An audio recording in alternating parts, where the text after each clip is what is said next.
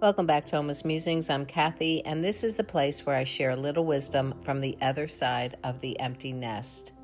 Here, I talk about faith, simplicity, and what it means to live intentionally in our senior years.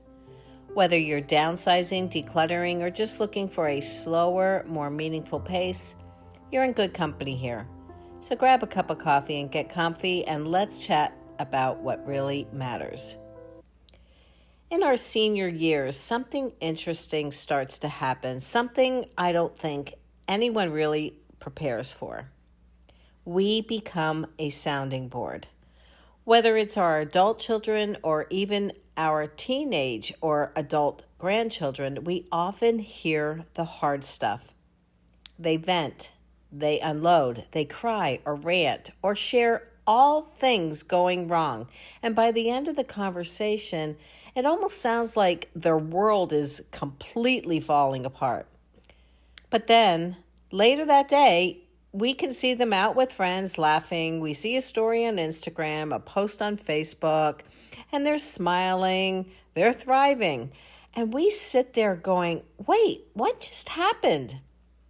And at first, it's confusing. It might even feel like they're not being honest with us. But I think there's something deeper going on. And I remember doing the same thing with my own mom.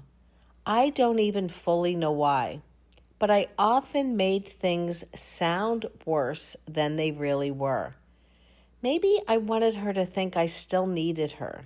Maybe I couldn't bring myself to say, I'm doing okay. Now, being older, I see it from a whole new angle. Here's what I believe is happening. We're their safe place. They can take the mask off with us. They don't have to be strong or upbeat. They know we'll love them no matter what. And they trust us with their raw emotions. Sometimes they just need a place to process, and they know we'll hold space without judgment.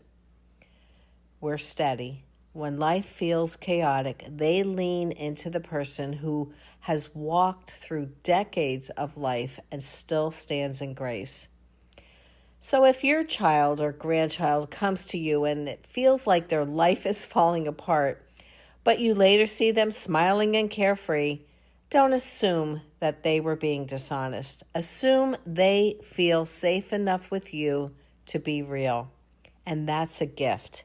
Even when it feels heavy, it can still catch us off guard. It can still stir worry, but we can ask God to give us peace in the middle of their process. We can offer calm instead of chaos, listening instead of fixing, and grace instead of judgment. So if this sounds familiar, if you've been wondering why you seem to get the worst of them, just know this, they trust you with their mess. You are their steady place, their anchor. And even if they never say it, they're thankful. Have a wonderful day, and God bless you.